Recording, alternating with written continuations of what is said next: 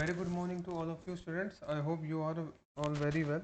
Let us begin with the part second of history chapter 1, how, when and where. In part 2, we will study about how India became colony and much more things. So first, let's begin. When British arrived in India, they have intention of doing business of commodities. But when they saw that the political condition in India is not so good, so they started get taking the control here, and they started developing their colony. And after the when they have developed their colony, they have get the complete control over various resources of India, and they have also adopting some policies which affects or which have a negative impact on people of India. Such policies, as they were giving benefits to Britishers only, it did not have a uniform or good effect on entire all over Indian society.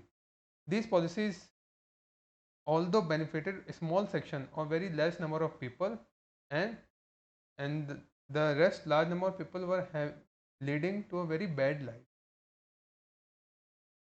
Now, how can we study the modern period? Like how? If we want to study, then how can we? Okay, so here's the answer. In previous back classes, we have seen familiar with various types of sources. Means historians use various types of sources to study, to get the fact or to get the knowledge about the history. Now, what are the advantages of these resources? The advantages of resources of modern period are they are found in very abundant quantity. Means they are found in very large quantity, and they are also very well preserved in some places. You must have seen various places where some facts or sources are being preserved. There are many scientific methods also which makes easier to maintain the records. So there are two types of records. First is primary, second is secondary. Wow, second is secondary. What is primary sources? Primary sources are those which are original documents, original photographs, the original one first hand newspaper, magazine, videotapes, etc. And if we talk about the archaeological sources, it includes buildings which are spread across the country or across over the area. Original documents such as government orders, such documents are being preserved so that we can get first hand knowledge about the event or incident which has happened. We can also get information from newspaper, magazine, pamphlets which are being kept in library or different places, and they were being printed in different language in different period of time. Now, what are secondary sources? Secondary sources are those like reports, review articles, which are based or these have base of the primary source. Means from the primary source, the secondary source has been taken birth.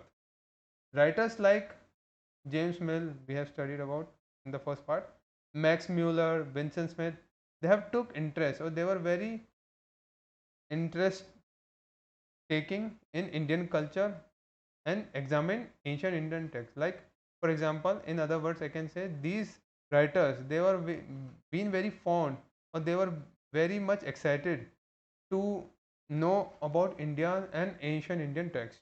These writers projected the view of India that India was a backward country before Britishers, and when British came, it was the British who took India forward. Dadabhai Naoroji, Poverty and Un-British Rule in India, Jawaharlal Nehru's Discovery of India, expose means these books exposed and denied the fact that India was a backward country, and these books of persons like Dadabhai Naoroji, Jawaharlal Nehru, they highlighted India's glorious past. Now, what is mapping? It is the biggest task facing the by the British rulers was to map the subcontinent, like was to map the area which was coming under their rule. They felt the need to conduct, means to avoid such confusion, they conducted a survey, which in turn would help for the proper administration of the country. And the Survey of India, for conducting the survey, a department named Survey of India was being set up in Dehradun, and it was the, or we can say, the survey was being conducted under the initiative of Sir George Everest and William Lambton. Mark this line as important. Okay. There were many elaborate surveys, map, topographical sheets. They were being prepared, which shows or which gives the more detailed information about the subcontinent and where the various towns and cities been located. Also, it was having flora and fauna and geographical features like mountains, rivers. These features were also being carefully surveyed for future perspective. What official record does not tell? We know that official records are very important. They give many good information to us, very many official information to us, many days to be remembered. But the other side of the coin, like what official record does not tell, what it does not let us know. Official record do not tell what people in other, or what people felt, what lay behind their actions, means what people are feeling. The official record does not tell us that. We need to look these things in unofficial records, means there are official records and unofficial records, both are being maintained.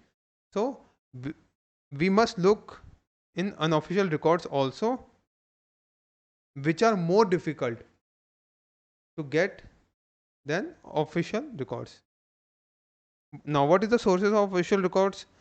Various diaries of people, the writings of pilgrims and travelers, many autobiographies of important persons, popular booklet in the local bazaar, newspaper, etc.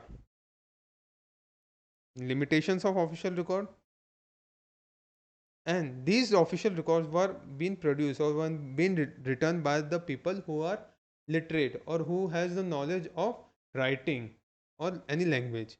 From these, and by this, or by the first point, we cannot understand how history was being experienced by any person, means experiencing something or experiencing some fact by one person can be different, and experiencing the same fact or experiencing the same feeling by the another person can be different. So we can't understand how history was being experienced by the tribal and peasant class or the labor class on the poor street. So with this, here comes the end of this chapter. I hope you have understood this chapter. If you get any confusion, read the chapter, listen to this audio video chapter part again and again so that you can understand the chapter without any confusion. With this, thank you and take care.